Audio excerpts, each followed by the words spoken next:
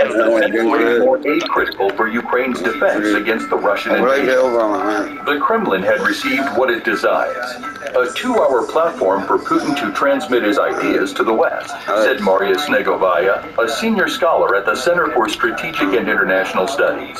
However, the propaganda effect was not as strong as the Kremlin wanted, because most people will stop listening.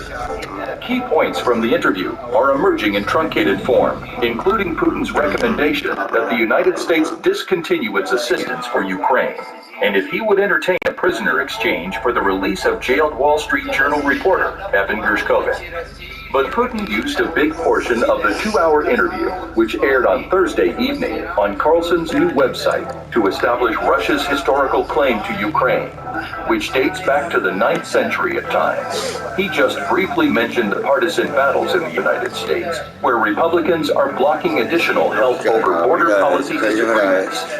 Does the U.S. need this? What for? Territory? Don't you have something better to do? Putin mentioned the billions of dollars in military and financial aid provided by the United States with Moscow over Ukraine's fate. You have challenges at the border, with migration and with the national debt. The debate shifted to a possible end to the war, which has cost Russia hundreds of thousands of lives and led Ukraine to suffer enormous losses. Putin indicated a willingness to return to a set of terms negotiated in the spring of 2022, but said Ukraine's Western allies would have to find a means to accept Russian rule over the Ukrainian territory it presently controls, which is about a fifth of the country. He urged the United States against providing additional weaponry to Ukraine if it wanted the war to end. I'll tell you what we're saying about this, and what we're telling the U.S. leadership. If you truly want to halt fighting, you must stop supplying weapons. It will be over within a few weeks, Putin stated.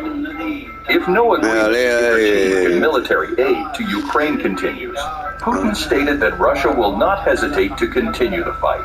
Putin claimed that Moscow had not achieved the aims it set for itself when it initiated the war, particularly the suppression of what he calls neo-Nazis who rule Ukrainian politics. Situation of Gershkovich, who has been jailed in Russia since March 2023 on espionage, charges that he, the journal, and the U.S. government all reject. Putin said a prisoner exchange would most likely result in Gershkovich's release, but he declined to provide a timetable for the accord. However, much of the primetime discussion was spent with Putin lecturing Carlson on his interpretation of Russian which depicts Ukraine as an artificial state with no right to exist outside of Russia's sphere of influence. During one extended section, in which Putin was free to opine without being challenged or fact-checked, the Russian leader pulled out copies of letters from a 16th century nobleman of the medieval Ruthenian region who, according to Putin, complained about the way Polish nobility mistreated vassals in what is now Ukraine.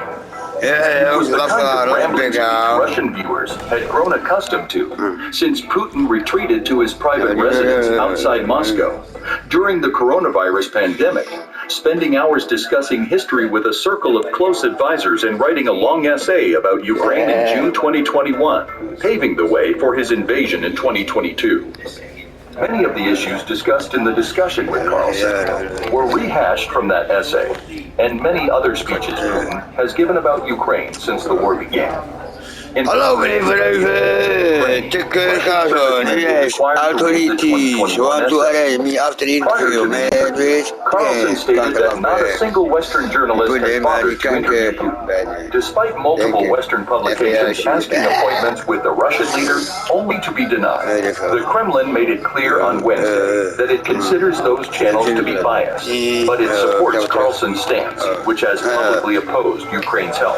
Speaking at the White House on Thursday, National Security Council spokesman John Kirby said he believed the interview would have limited impact in the United States. I don't believe the American people will be influenced by a single interview, he remarked.